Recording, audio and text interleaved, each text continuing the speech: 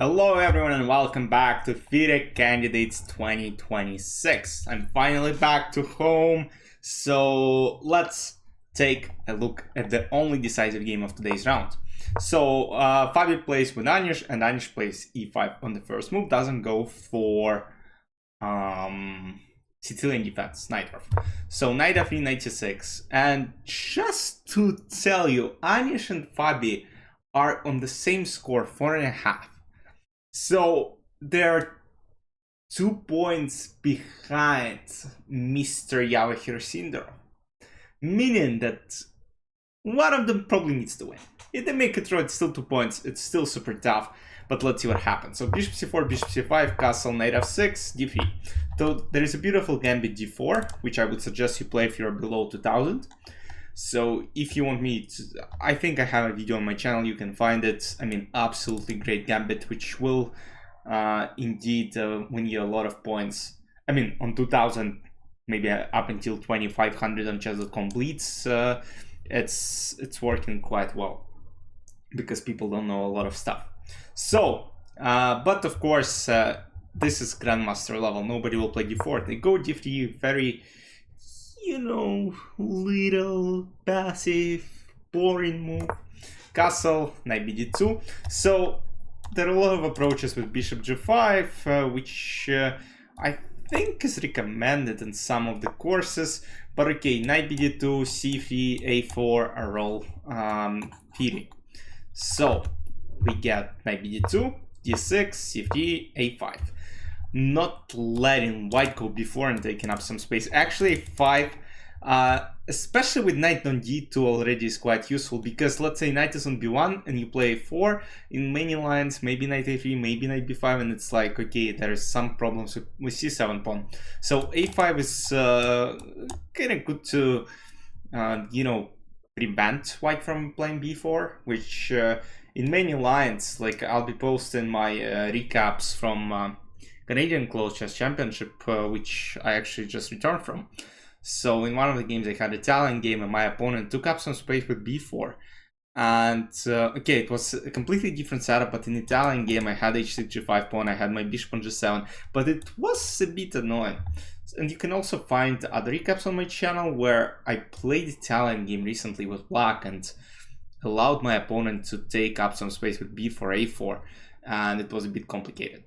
But okay, h3, not letting this bishop go to g4, so bishop e6, bishop b5, bishop a7. By the way, bishop b5, again, avoiding the bishop trade and also allowing an option of going a4, c2 and then pushing d4.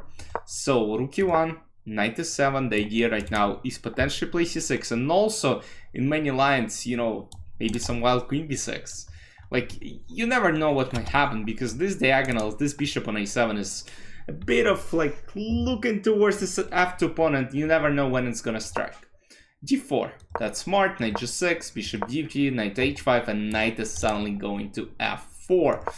Knight f1, knight f4, knight g3 takes, and now a4, taking up some more space and not letting white develop this way. So d5, bishop d7, bishop g5.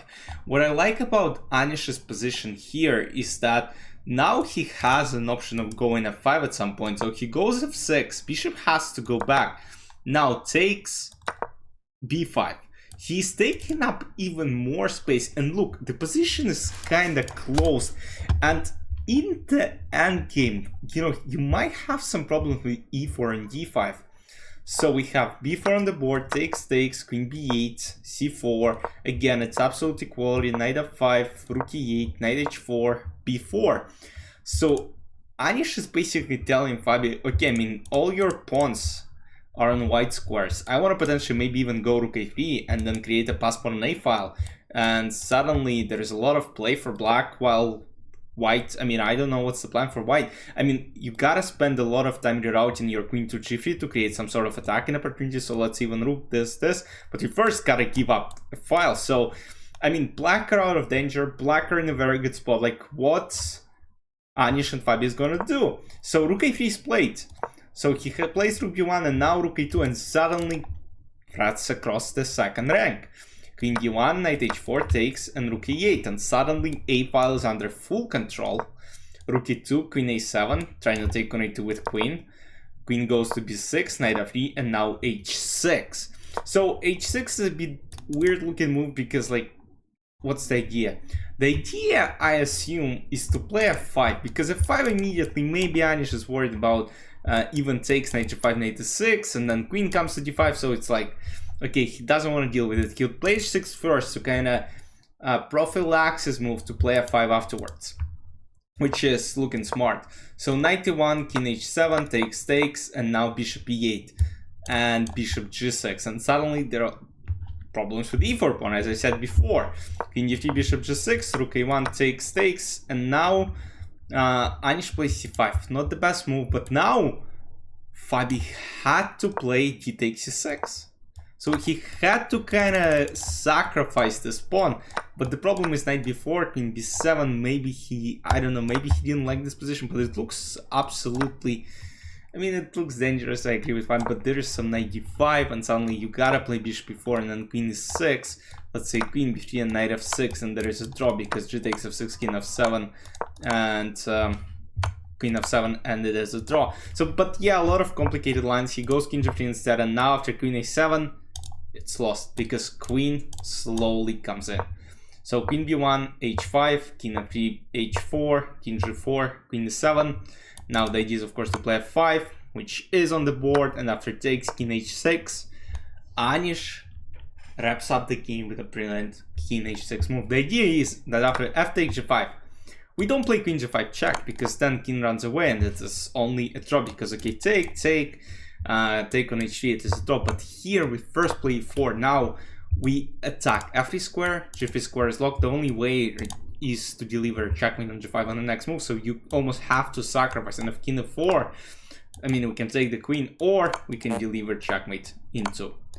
And Mr. Anish Giri, who I don't think many people believe that he could have you know, fought for the first place, now in kind of a little bit of contention.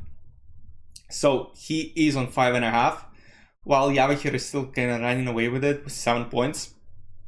And I was honestly, as I said in my video yesterday, I was like,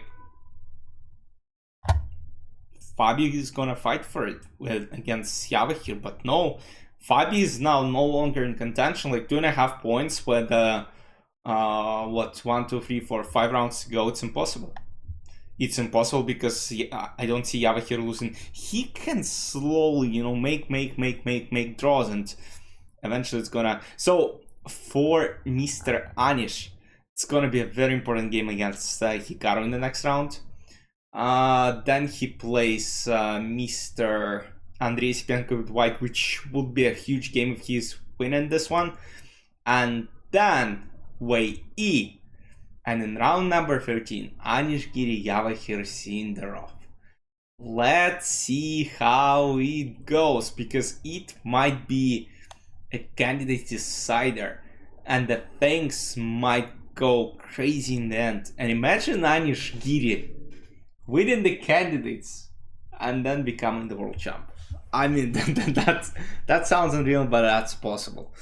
So let's see how it goes. Andrei Sipenko is still last. He lost 3 games.